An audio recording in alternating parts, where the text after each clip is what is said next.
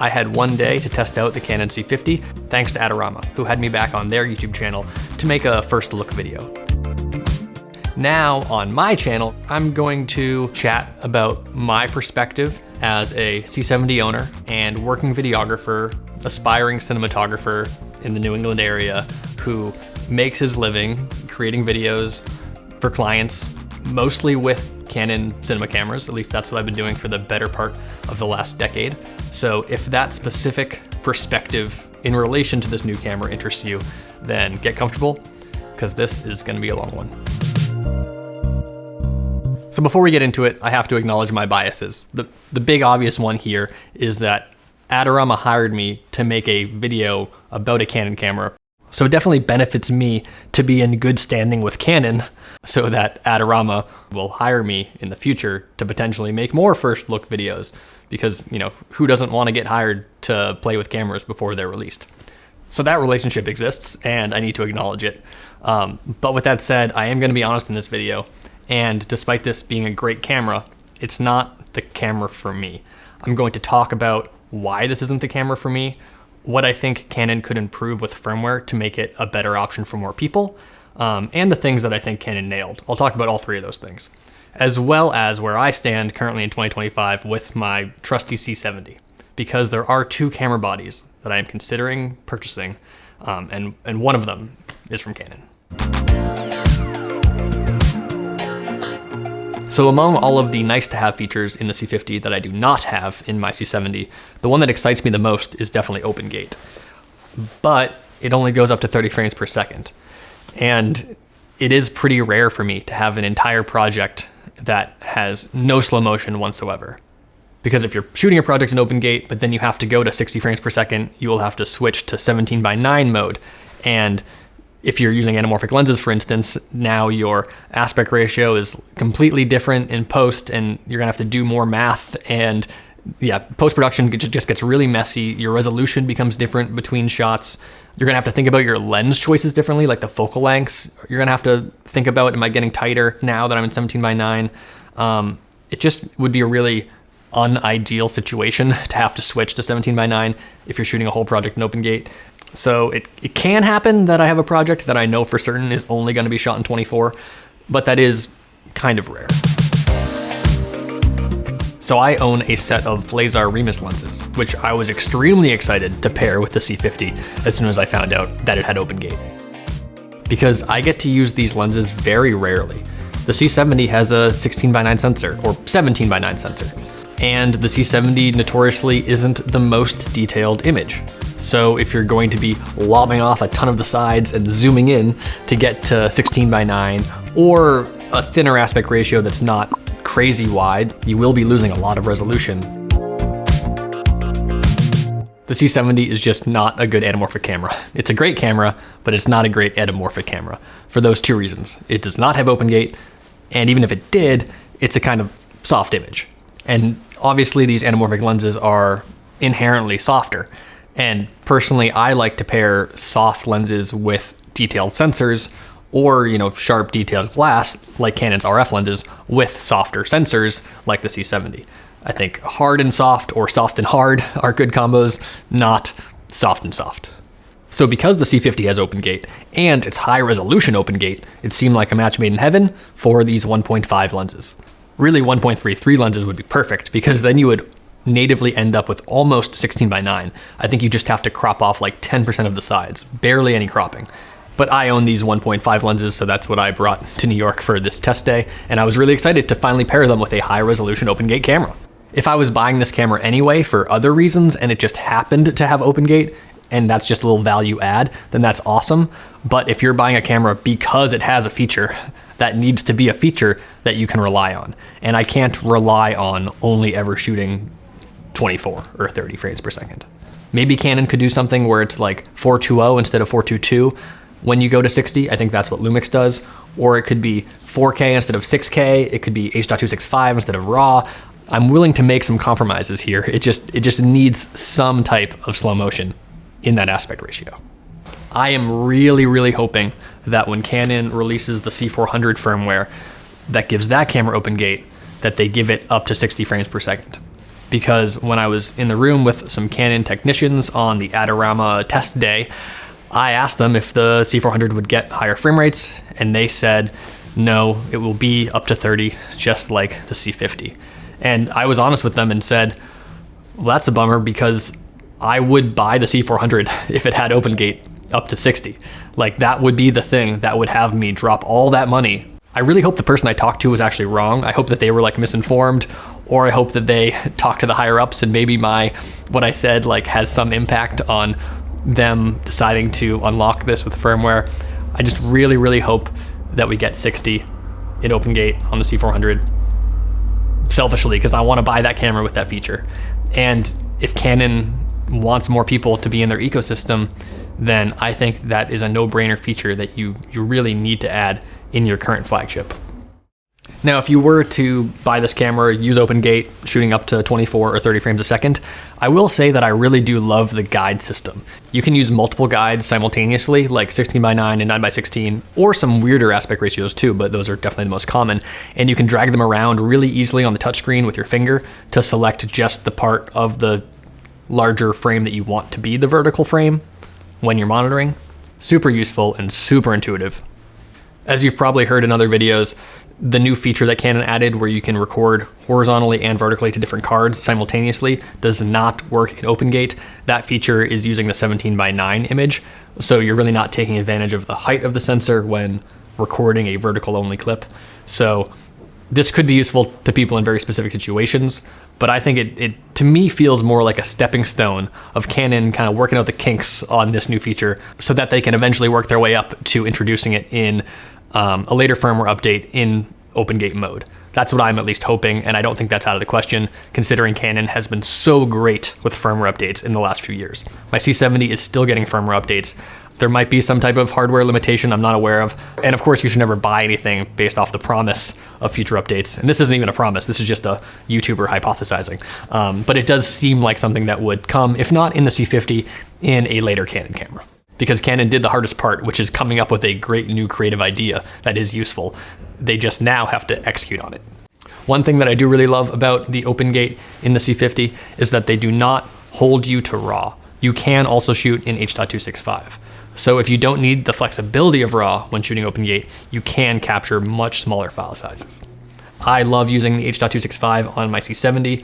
If I'm not shooting in RAW, I most often am shooting in H.265 because it's the smallest 4K file and it really looks good. I've made videos comparing the HEVC in the C70 to XFAVC, and essentially there are small differences. It is slightly more compressed, but it's so on the margins that I decide to take the smaller file sizes and the easy editing of HEVC, because on any new Mac computer or any Mac computer made in the last like 4 years, it just cuts through HEVC like butter. It's super easy to edit.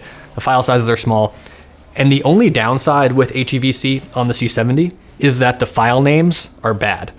But on all new Canon cameras like the C80, C400, and now the C50, they've fixed that. And the HEVC files, the H.265 stuff, has the same unique file name structure as their XFAVC files. So thank you, Canon. That is another small little quality of life benefit that you get in the C50 that I do not have in my C70. So next up is stabilization. But first, I need to take a quick pause to thank the sponsor of today's video, FrameSet. FrameSet is the best place on the internet to find cinematography, inspiration, and references. It's perfect for mood boards, director's treatments, or just getting the creative juices flowing when you're gearing up for your next project. The search function on FrameSet is so good, it is shockingly easy to find the exact references that you were looking for. I recently rented out a record store for a project, and I searched on FrameSet to see how feature films, commercials, and music videos have shot in a similar location. And now this is my favorite part, digging deeper into references that you like. So once you find a still that tickles your fancy, you can click onto the project and now see all the other stills and motion clips that are from that project. And they have the credits right here on the left, so you can click through to the cinematographer and see all of their other work. And not only is it easy to find those references, organizing them is also a breeze with their sets feature, which lets you use subsets to organize different scenes within a project, and then easily share those references with your collaborators. If you want to check it out for yourself, click the link in the description, and you don't even need an account to start searching. So check it out. I strongly recommend it. Thank you, FrameSet, for sponsoring this portion of the video. So as soon as this camera was announced, I started hearing some conversation about the lack of IBIS. And I heard a lot of people saying that it's okay that the camera doesn't have IBIS because, you know, the FX6 doesn't have IBIS and the Alexa doesn't have IBIS. Lots of cinema cameras that we all know and love don't have IBIS. And then I also heard a lot of people saying that it's actually better that it doesn't have IBIS because now you can mount it to FPV drones or on car rigs and not have any side effects from the sensor not being completely locked down. So it's actually for the best that it doesn't have IBIS. It's a feature to lack the feature. It seemed to be a common refrain for a lot of people. And I'm sympathetic to those viewpoints to a certain degree, but at the same time, it's so odd for a supposed FX3 competitor. And that's what this is. Like, it is an FX3 competitor. Canon is very aware that the FX3 is like the most popular camera in the world. Well, the iPhone is probably the most popular camera in the world, but you know, it's a very dominant camera when it comes to entry-level cinema cameras. It is like the most dominant camera and has been for years. And it's no coincidence that Canon made this camera like a few $100s cheaper than the FX3. When I was talking to the Canon representative, they said that, you know, yes, we want to release a slightly cheaper, more spec'd out version of the FX3. That is exactly what this is.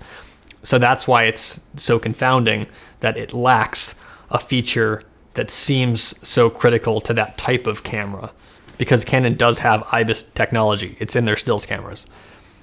But you have to take what I'm saying with a grain of salt, because to be transparent, I have never used, I don't think I've ever used Canon IBIS before. I only own cinema cameras. I don't do photos. I don't own any hybrid cameras.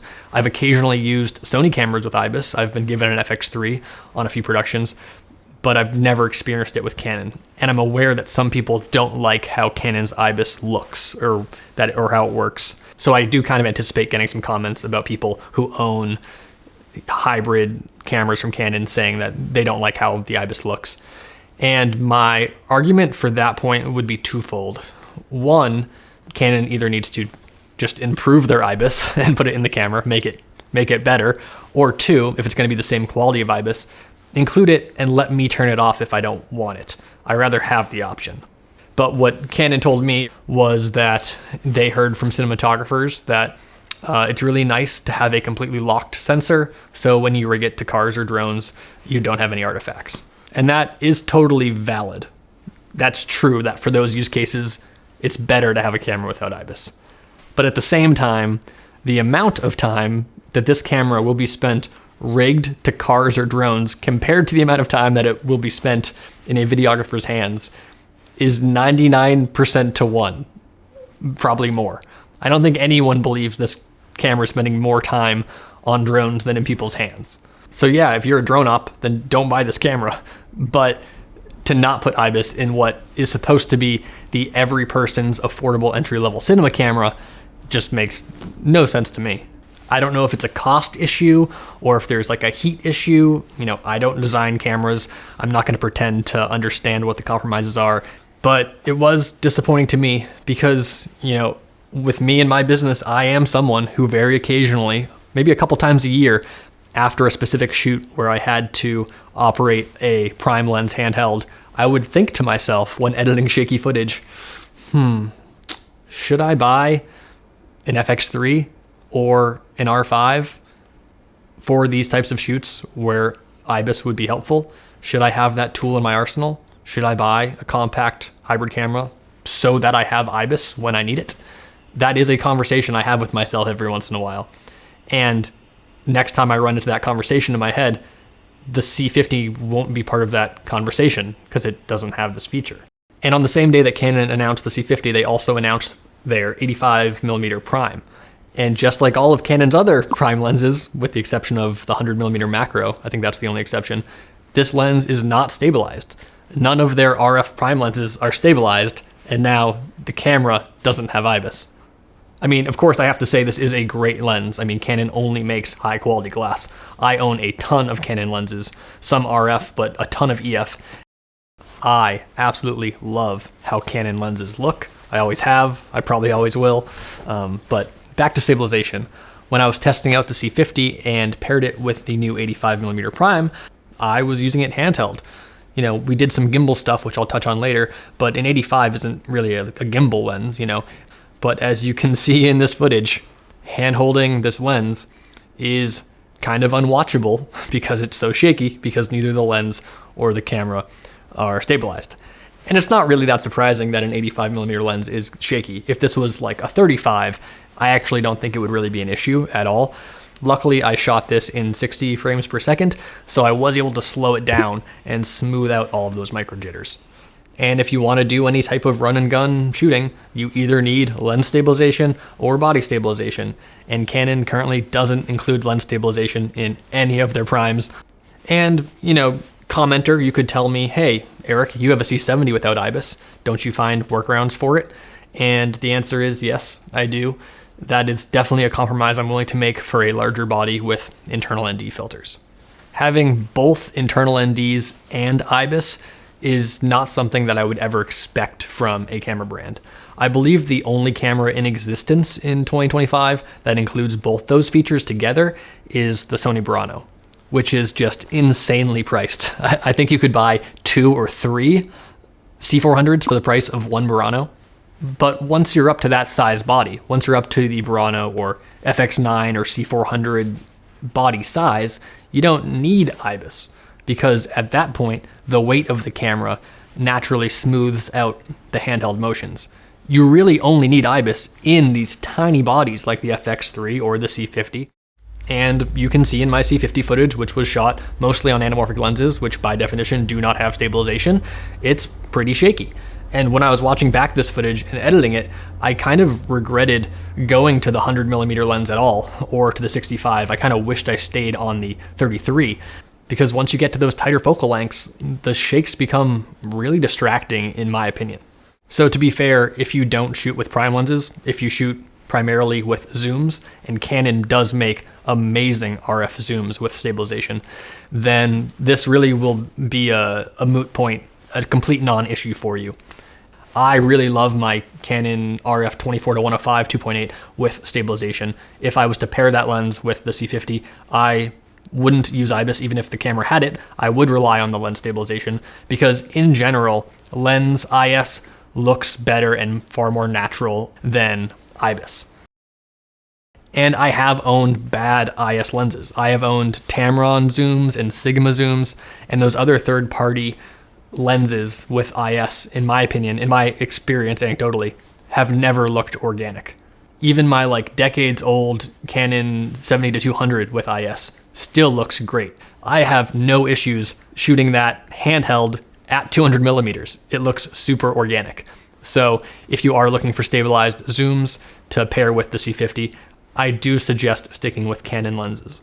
I know they're expensive, but if you can't afford the RF ones, I would suggest adapting Canon EF stabilized lenses because they do just look great. The stabilization, in my opinion, has always been fantastic in Canon lenses. And I do have one friend that I've talked to in the past few weeks who decided to pre-order the C50 because he owns a Canon 24-70 RF 2.8, and that lens has great stabilization, just like all of Canon's stabilized lenses. And he said that he actually doesn't really like how IBIS looks in general. He prefers lens stabilization, and that will be the lens that he plans to have on the camera for the vast majority of the time. He thinks that it's a great price point. It's super versatile. He can use it in studio shoots or in run and gun situations, being creative with that zoom lens. And he's not wrong. If that's the lens that he's always going to be pairing with it, he'll probably freaking love it. I do think that this overarching concept that proper cinema cameras should not have IBIS is probably correct. For instance, I do not think that the C400 should have IBIS, but once you're up to that weight of a camera, you don't need IBIS because the weight smooths out the motion, like I said. And last point here, if IBIS really is such a hindrance to proper cinema production, if the fact that you cannot completely lock the sensor does take it out of the running as a proper cinema camera, and let's pretend that Canon's IBIS quality isn't the issue. Let's pretend that Sony, Canon, and Nikon all have the same quality IBIS. Let's just try to hone in on the argument that cinema cameras should not have IBIS at all. And it's just the fact that the sensor can never be fully locked down that's the issue, then why are people shooting feature films on the FX3? So Canon brought along the 24-105 2.8 power zoom adapter for me to test on the C50 Adorama test day. I own the 24-105 2.8, but I do not own the power zoom adapter, which lets you press the two buttons to zoom it in or out. I don't own it because I don't think it's a very good value for what it is. But I did want to use it in this video to show it off with the C50 because there is a zoom rocker on the top handle of the C50 that is specifically aimed at this particular accessory. And the top handle in general is one of my favorite parts about the C50. It reminds me a lot of my C100 Mark II, which was a joy to use. Having a record button on your top handle is something you definitely don't want to give up after you've gotten accustomed to it. It's very, very convenient. And Canon really leveled up that convenience by adding a zoom rocker to that top handle.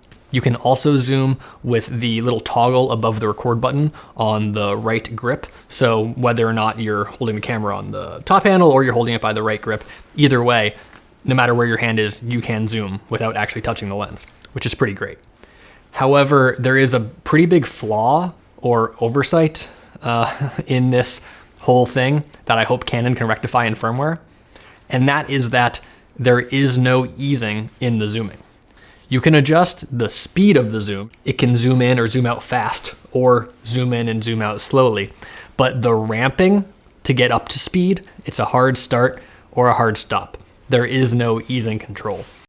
And I don't want to say it's unusable. It's not like you always have to cut around those clips, but it's definitely not as smooth and organic and nice to watch as it would be if it could ease in and ease out and you could adjust the speed of that easing. Based off what I've seen online, there is another attachment that you can add to this adapter that is dynamic. So how hard you press down on it will correlate to the easing and the speed. Whereas with the current adapter without this accessory is all binary. You're either zooming or you're not. And it also looks like it will be no fun at all to rig. It's a pretty convoluted camera setup if you have to attach that extra grip to this tiny body. So I definitely don't think that this is going to be a very popular setup for many people. I haven't seen anyone online use this adapter to the adapter with the exception of Canon's own release video for the 24-105 2.8.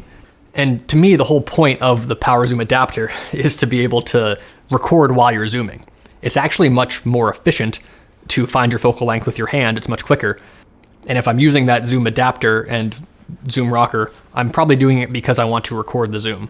Hopefully in the firmware and the menus, they can add an easing so that when you press it to be on, it'll slowly get up to speed. Even if the zoom rocker isn't dynamic, you could still add easing in firmware, I assume, I think, I'm hoping. Quick fact check here. I emailed someone at Canon to make sure that I was giving you accurate information about the lack of easing on the zoom rocker, and they told me that the zoom rocker on the top handle is speed only. However, the lever on the camera itself is feathered. So I would recommend using the lever instead of the zoom rocker, despite its convenient placement. So you can get that sweet ease. So I talk a lot about the physical design of the camera in my Adorama first look video. It is obviously much, much smaller than the C70 or C80. And it is a little bit bigger, a little bit thicker than the FX3 because it has that big fan, which is definitely the right move. Canon said that this camera will have similar non-issues with overheating to their, C80, C400, all the other C-line cameras. And in all of my years shooting with Canon cinema cameras, I've never once experienced overheating. So I don't foresee this being an issue at all, which is great. The camera is super lightweight compared to the C70 and C80. So I thought it would be fun to mount it on a gimbal, but not just a normal gimbal. Like, what about the smallest gimbal possible? I balance my C70 on the RS3 Pro currently, and that works great horizontally. It does not balance vertically, and that's kind of a pain point for me. The C70 is too heavy for when those occasional shoots pop up where I'm hired to shoot vertically. I have to add counterweights, and it still doesn't totally balance on one axis, so then I end up adding a little bit of warp stabilizer in post to smooth it out.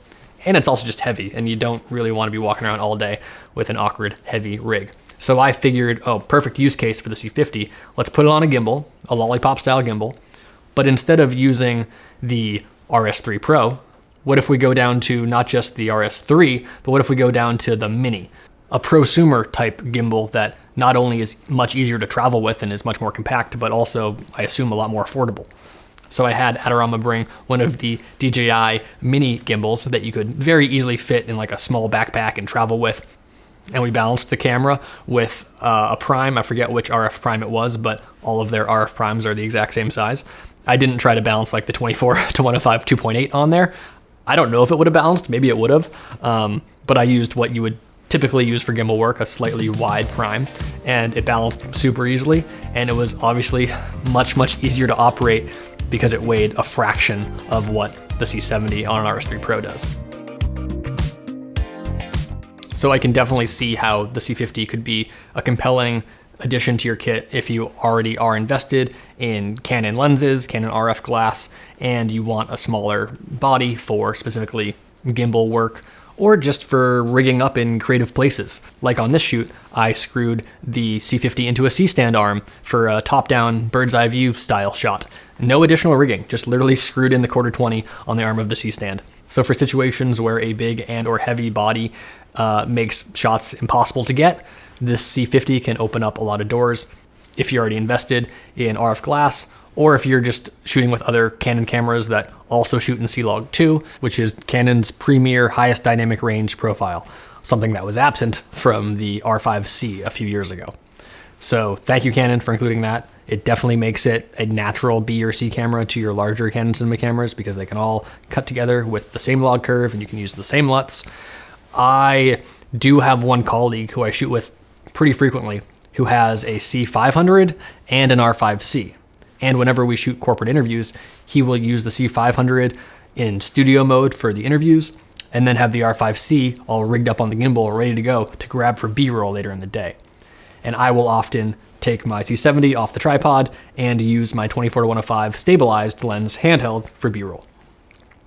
And the big downside with that is obviously that the R5C has C-Log 3 and not C-Log 2. So what we end up doing when we work together is we put all of the cameras in C-Log 3. Because when handing off the footage to post, we don't want to have to explain that like, oh, this half of the B-roll was shot in a different log curve and you have to use a different LUT for that. And we don't want a situation where people are making mistakes in post because we're giving them confusing files. For simple corporate interviews where I'm not part of the edit at all, I really just want to minimize any chance of mistakes. And we decide to sacrifice a small amount of dynamic range in the shadows on our interviews to have the same log curve for the entire shoot day.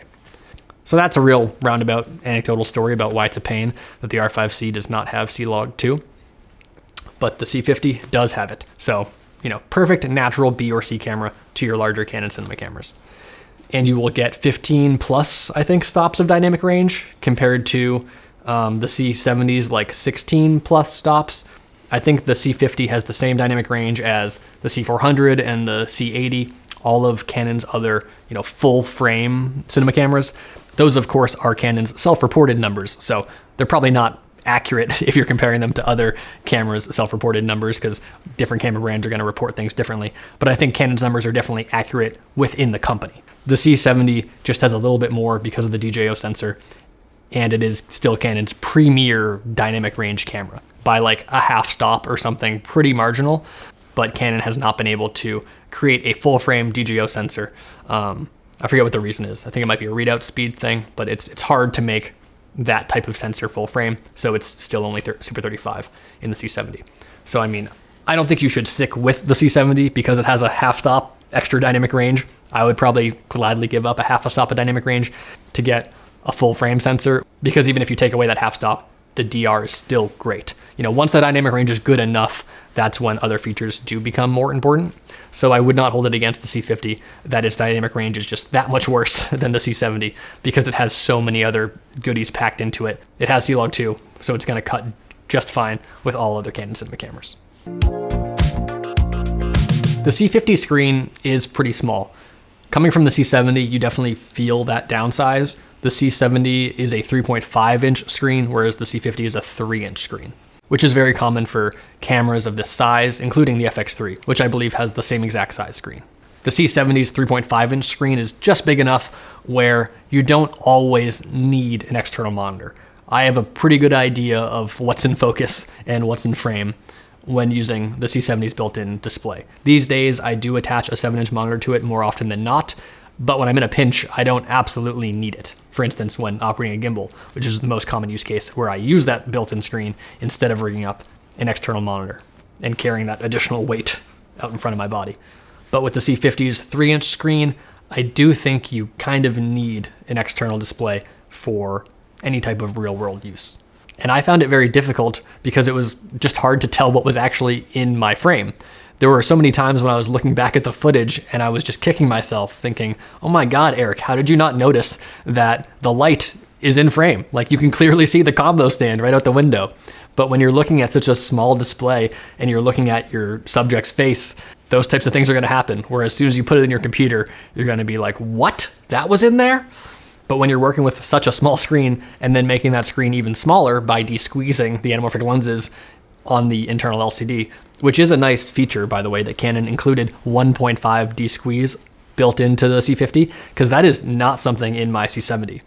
And when I use my 1.5 lenses on the C70, I have to de-squeeze to 1.33 on the LCD, which is like kinda close, but then I'm obviously de-squeezing properly in my external monitor. And I think the C80 and C400 received 1.5 de-squeeze in firmware updates after they were announced, but the C50 gets it right out the gate. When you get this camera, it is going to have 1.5 de-squeeze. So yeah, when you de-squeeze on this tiny screen, you are going to need an external display. It's just not big enough to see what's going on, and there are going to be things popping into frame that you don't want in there. For the Adorama video, I used a Rec 709 conversion LUT from Canon for all the C-Log2 footage, because I wanted the image to be accurately represented in a first look video. But most of the footage you're seeing in this video was converted with a LUT from Phantom called Vision Teal, which is one of my personal favorite LUTs because it adds some nice subtle color contrast and corrects for some of the overly magenta skin tones. Vision Teal and Utopia are the two more stylized C-Log2 LUTs that I keep coming back to. I've talked about C-Log2 LUTs a ton on this channel. If you want to check the backlog, I made countless videos a few years ago comparing free and paid C-Log2 LUTs. So go check those out if you're interested. If you're interested in the Phantom LUTs, I'll put a link in the description, an affiliate link in the description, where I do make some money if you buy it. They are my personal favorite C-Log2 conversions and have been for the last couple years. It shoots in RAW, and it actually shoots in better RAW than the C70. So the C70 shoots in RAW ST, which is standard, and LT, which is light. The C50 shoots in LT, ST, and HQ, which is only available in the C70 when you're shooting in Super 16 mode, which is like cropping in on the sensor to an HD image. So I've never used it. The only mode on the C50 that does not allow you to shoot in RAW HQ is in OpenGate. You have to go to RAW ST standard or LT light. But whenever you're shooting 7K 17:9, you can shoot RAW HQ, their absolute highest quality RAW, if file sizes are no issue to you. Personally, I like to shoot in RAW LT, even though the C70 allows ST, because the file sizes are like cut in half and the image based off my eyes looks identical. I'm sure that if you get into like really intense grading or VFX, there might be a small difference between the ST and the LT. And I've really become accustomed when I'm editing to just going into the RAW tab and typing in a new white balance if I slightly missed my white balance or my exposure. It's really, really nice to edit RAW LT. My Mac Studio M3 handles it just fine. When I'm on the go on a laptop, it's a little bit tougher. That's where the H.265 footage is nicer. You could transcode, of course, but I just edit my RAW footage on my desktop and it works just fine. I love the flexibility. So RAW LT is my favorite, the light. But yeah, you can get light, standard, or HQ in the C50. I am very, very accustomed to having internal NDs. Even before the C70, I had the C100 Mark II, and this also has internal NDs. I think that it's so nice to not have to deal with screw-on filters. I know that the rear ND solutions are getting better and better these days, like the lens adapters that you can slide ND filters into or have a variable ND between the body and the lens. And those are cool, but I use a lot of different types of lenses. Sometimes I'm using EF, mostly I'm using EF, but sometimes I'm using PL, and sometimes I'm using RF. So I would have to purchase multiple different types of adapters with their own proprietary filters. And then when I use RF, I wouldn't actually be able to use them at all. So internal NDs, I don't think anyone could argue. I don't think anyone would disagree that internal NDs are infinitely more convenient than not having them. So for this C50 day, it wasn't the end of the world, but I did have to borrow a set of Nisi hardstop NDs, which as far as, front filter NDs go, these seem to have like the best reputation out there right now. I didn't notice any color cast with them. Of course, it was annoying every time I switched lenses to have to switch the filters, but it's not the end of the world. Lots of people do it every day. It's just something that I personally don't want to have to do. I remember watching someone on YouTube recently who I think just hit the nail on the head and worded it perfectly. I'll put a screenshot of his channel up here and give him credit. He said, I'm paraphrasing, but he said something along the lines of, internal NDs are like air conditioning. Of course you don't need it, but do you want to live without it? In Canon's current lineup, the C400 is definitely the most appealing body for me because it has those internal NDs as well as all the new nice to haves like the triple base ISO and the higher resolutions. But those are purely just nice to haves. They are not on the level of air conditioning. They're more like having a second freezer in your garage. If I had to wrap this up, I would say that for me, I am not very interested in the C50 as an A-cam replacement to my C70 because it obviously does not have internal ND filters, which is something that I would always want in my A-cam. And I'm also not really interested in it as a B camera because if I was to buy a real small, compact hybrid camera to add to my kit, I would probably be buying that camera because I would want it to have IBIS, and this camera doesn't have IBIS. It does have an unexpected, amazing feature in OpenGate, but that OpenGate is only up to 30 frames per second, so it's not something I could really rely on. I'm really hoping that the C400 has OpenGate up to 60. If it does, I will be buying a C400 more likely than not in the coming year. But if that camera does not get OpenGate 60, I'm pretty sure I'm gonna buy a Lumix camera. That could be an S1 II. That could be the S1H2, hypothetically, if that camera does come out, a more video-focused version of the S1 II with a fan that doesn't overheat. That would be great because I could have the opportunity to use world-class IBIS when I need in-body image stabilization, and I could also use OpenGate in normal and high-speed shooting with my anamorphic lenses. Two things I can't currently do with my C70 or with the C50. And I have 2 jobs coming up this month that I think the S1 II would be great for. So I'm renting the S1 II to shoot a furniture store tour video, which will be shot on a gimbal vertically because my C70 cannot balance vertically on my gimbal. And I'm shooting a documentary style video for a nonprofit, which we are shooting on anamorphic lenses. So that will be great to pair with an OpenGate camera instead of the C70. Much higher resolution, and I can actually monitor it properly. And I'm planning on having a very small footprint for this shoot, not having an easy rig or anything crazy. So being able to pair the IBIS in the S1 II with the OpenGate in the S1 II, I think will be kind of perfect for this documentary run and gun anamorphic shoot, which I'm excited for.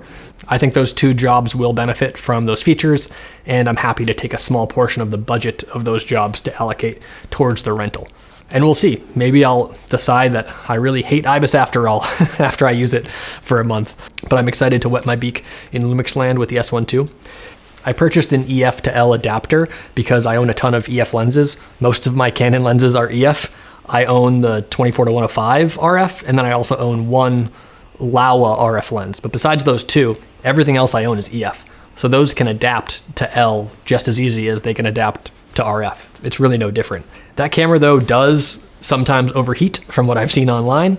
And if I didn't have a C70 as a backup in my backpack, I wouldn't feel comfortable going on either of those jobs with just the S1 II because it could overheat. So that's why I really want the S1H2 to come out if that hypothetical camera exists with a fan and the same specs as the S1 II. So if you don't own any cameras and you're just looking at the S1 II versus the C50, which I think is a pretty good comparison. I think that's probably the best one-to-one comparison out there because the FX3 is so outdated. I think that if you're comparing those two cameras, I would go with the C50 because it's never going to overheat. And you need at least one camera that's never going to overheat. You never want to be in a situation where your only body or all of your bodies aren't working. So that feature of not overheating is probably more important than anything else I'm talking about in this entire video. So if you don't own any proper cinema cameras with fans that prevent overheating reliably, then that's obviously mission critical. So we'll see how bad the overheating is on the S1 II. One of these two shoots is in Florida. And if I have any time in the week between those two jobs, I might try to make a YouTube video comparing the S1 II to the C70, because personally I'm really interested in how those two images do compare. But if the C400 gets that open gate up to 60, then I have a tough decision on my hands if I end up enjoying the Lumix and Canon gives me that update. That's a problem that I hope we get to. We'll see if either of those things happen. All right, that's all.